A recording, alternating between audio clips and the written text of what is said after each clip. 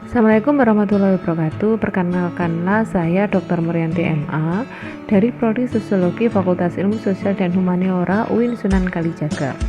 Dalam kesempatan Second International Conference Aksi kali ini, saya akan mempresentasikan hasil penelitian saya tentang bagaimana respon pengguna aplikasi produk pertanian di era pandemi COVID-19 sebagai bagian dari masyarakat digital. Sebagaimana kita ketahui, proses pemasaran hasil produksi pertanian, yaitu dalam konteks ini adalah buah dan sayur, secara umum dilakukan secara langsung di pasar melalui tengkulak, pengepul yang bertujuan untuk ekspor dan impor. Seiring dengan perkembangan penggunaan internet di Indonesia, kurang lebih hampir 110 juta penduduk Indonesia menggunakan internet, yang disertai dengan adanya pandemi COVID-19 ini menyebabkan perubahan pola konsumsi masyarakat dalam kehidupan sehari-harinya, yaitu menggunakan platform digital. Berdasarkan hasil rilis dari salah satu media online di Indonesia, Sasana, itu menyebutkan bahwa kurang lebih 2,87% pengguna internet itu kegunaannya adalah untuk shoppers. 2,91% shoppers itu lebih spesifik pada food and dining or cooking. Jadi dalam riset ini yang diteliti adalah 2,91% sebagaimana rilis pengguna internet tersebut.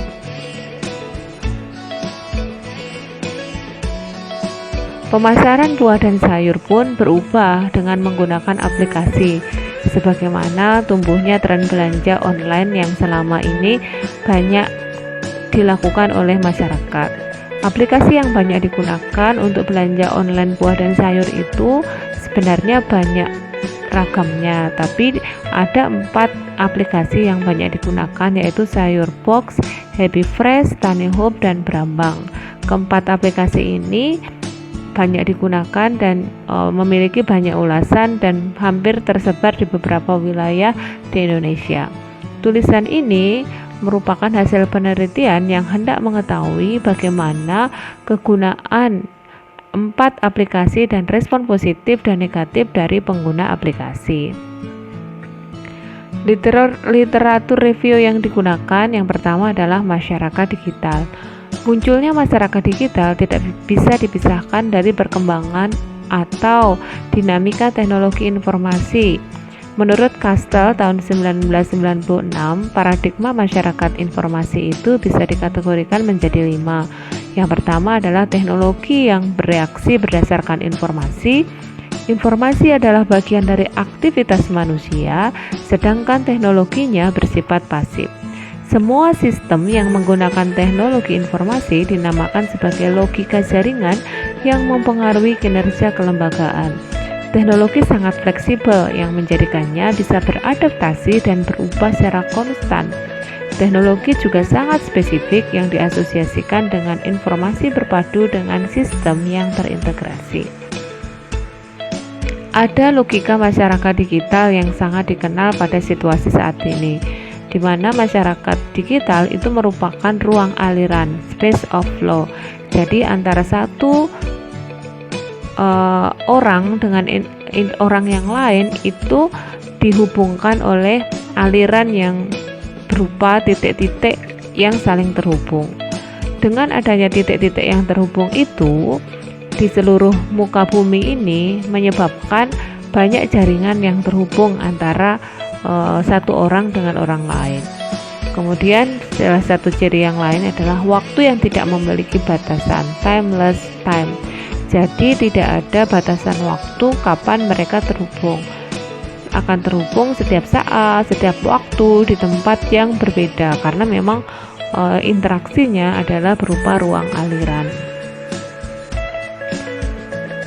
Literatur review yang kedua yaitu digitalisasi pertanian.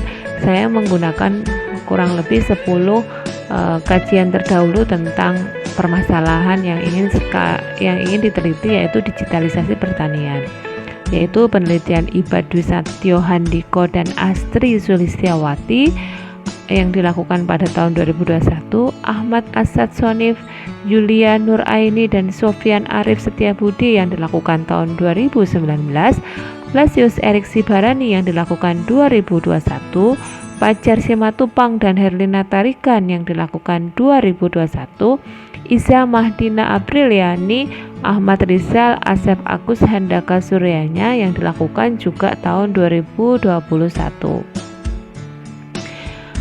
State of the art dari review pustaka sebelumnya itu bisa saya ambil beberapa poin di mana penerapan teknologi pertanian bisa meningkatkan kesejahteraan masyarakat petani. Banyak aplikasi digital yang sudah digunakan. Beberapa yang sudah diriset itu ada Tani Hub, Liniku ID, Smart Farmer yang dapat meningkatkan produktivitas pertanian. Tumbuh dan berkembangnya aplikasi sebagai salah satu startup membutuhkan dukungan pemerintah dan memerlukan pendampingan. Jadi tidak serta-merta tumbuh dengan sendirinya. Metode penelitian yang saya gunakan, penelitian ini termasuk kualitatif deskriptif. Kualitatif mengingat ada tujuan-tujuan kualitatif yang ingin dicapai dari hasil riset.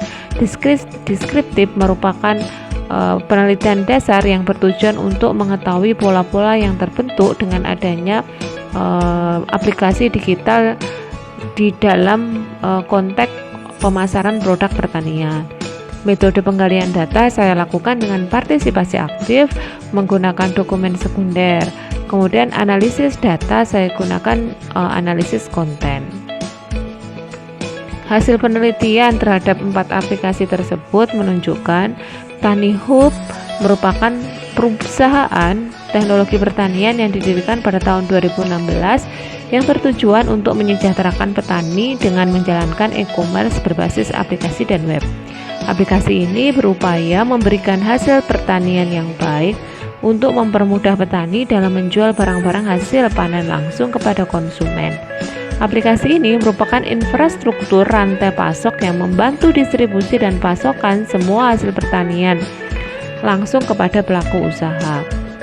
Sampai tulisan ini disusun, banyak pengguna yang sudah mendownloadnya itu kurang lebih 500.000 dengan 9.000 ulasan. Ulasan yang disampaikan positif terkait dengan harga, kemasan, kualitas barang, kecepatan sampainya barang, dan kemudahan, sedangkan respon negatif terhadap aplikasi ini terkait dengan kualitas barang yang tidak bagus, lamanya pesanan, dan aplikasi yang tidak mensupport. Hasil overview terhadap Sayur Box. Aplikasi ini diluncurkan pada tahun 2017 seiring dengan adanya tren masyarakat untuk berbelanja aneka kebutuhan secara online. Hingga saat ini, Sayur Box menawarkan lebih dari 1.000 produk makanan seperti bumbu dapur, ikan, ayam, hingga daging merah. Bisa dikatakan Sayur Box ini tidak hanya menjual sayuran dan buah saja untuk saat ini, tapi juga produk makanan yang sangat bervariasi seiring dengan perkembangan perusahaan. Adanya potensi yang besar mendorong investor yaitu PT Astra International Tbk, ASII, dan Sigenta Group Ventures itu menanamkan modal terhadap aplikasi ini.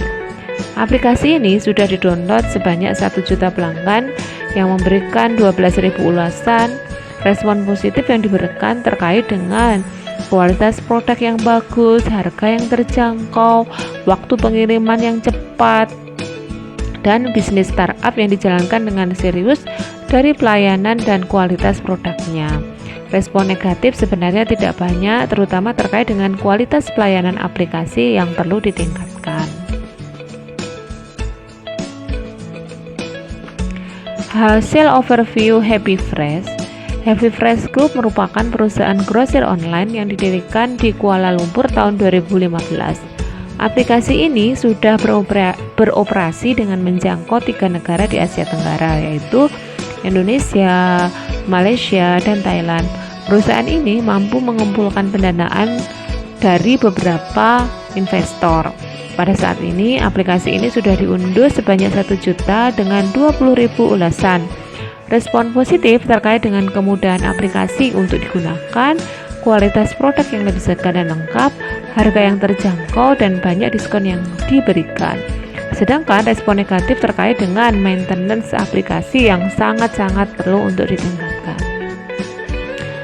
Hasil overview Brambang. Brambang.com merupakan supermarket online yang mulai launching pada tahun 2017. Tentunya tahun-tahun di mana tren belanja online lagi meningkatnya ya. Pada awalnya aplikasi ini hanya menjual bawang merah dari Brebes. Dalam perkembangannya, adanya perubahan masyarakat dalam berbelanja menjadikan aplikasi ini bisa bersaing dengan marketplace yang lain dalam memasarkan sayur dan buah. Pada saat tulisan ini disusun, aplikasi ini sudah diunduh sebanyak 100.000 dengan 2.000 ulasan. Respon positif terkait dengan pelayanan kurir yang ramah, free ongkir, harga yang murah, kecepatan pengantaran, adanya voucher diskon, dan kualitas barang yang tidak diragukan. Respon negatif terkait dengan aplikasi yang kurang lengkap, kualitas barang yang menurun, dan pelayanan konsumen yang kurang ramah. Sayur Box, Every Fresh, Tani Hub, dan Brambang merupakan aplikasi yang banyak digunakan dan banyak diulas di media online setiap kita search di mesin pencari. Keempatnya lebih dikenal dibandingkan dengan aplikasi lain yang jumlahnya puluhan untuk saat ini. Sayur Box dan Every Fresh merupakan dua aplikasi yang banyak diunduh dan diulas dengan 1 juta lebih pengunduhnya. Hal ini disebabkan oleh potensi pasar yang bagus dan banyaknya investor yang menyuntikkan dana ke dua aplikasi tersebut. Adanya kapital secara otomatis meningkatkan produktivitas yang berbasiskan pengetahuan dan informasi yang membentuk terjadinya kelas sosial berdasarkan kepemilikan informasi. Respon yang disampaikan oleh pengguna terhadap aplikasi-aplikasi berhubungan dengan keefektifan, kecepatan, dan kualitas barang yang sampai ke tangan konsumen, baik yang puas ataupun tidak puas terhadap layanan. Muaranya sebenarnya respon tersebut terkait dengan kemudahan konsumen dalam berbelanja untuk memenuhi kebutuhannya. Mereka sangat membutuhkan kecepatan, kualitas, harga, dan penggunaan aplikasi yang tidak rumit yang memudahkan pengguna. Karakter ini serba cepat, kualitas bagus, efisiensi, itu tidak bisa dipisahkan dari karakter masyarakat digital yang sangat tidak mengenal tempat dan waktu. Dalam kondisi apapun, jaringan dan transaksi bisa dilakukan, sehingga asumsinya adalah mereka bisa memenuhi kebutuhannya dengan sangat cepat dan efisien. Mengingat sumber daya sangat terbatas, akan tetapi dengan perkembangan teknologi ini, hambatan-hambatan tersebut bisa diatasi. Penggunaan aplikasi dalam berbelanja buah dan sayur ini merupakan masyarakat melek media yang terbiasa menggunakan smartphone untuk memenuhi kebutuhannya sehari-hari. Dalam terminologi masyarakat digital, ruang aliran dalam dunia digital itu berdasarkan tanda-tanda atau node yang tidak bertemu secara langsung. Hal ini menyebabkan respon-respon yang disampaikan oleh pengguna itu lebih tegas, lugas, dan tanpa basa-basi. Bisa terlihat dari komen yang diberikan. Walaupun dalam terminologi berbahasa yang benar, gaya bahasa tersebut dimaknai sarkasme atau kurang sopan, faktanya penggunaan digital memberikan peluang pasar untuk dilakukan penggunanya dalam hal gaya bahasa, mengingat satu sama lain tidak bertemu. Beberapa kesimpulan yang bisa saya simpulkan dari hasil riset ini adalah sebagai berikut. Arus digitalisasi sudah tidak bisa dibendung, yang mempengaruhi semua lini kehidupan masyarakat, termasuk dalam hal pertanian. Dalam penelitian ini saya temukan bahwa adanya peningkatan penggunaan aplikasi dalam pertanian ini, yaitu dalam belanja buah dan sayur, sangat memudahkan bagi penggunanya atau konsumen terkait dengan kecepatan, kualitas yang tidak berbeda dengan barang di pasar ataupun di swalayan.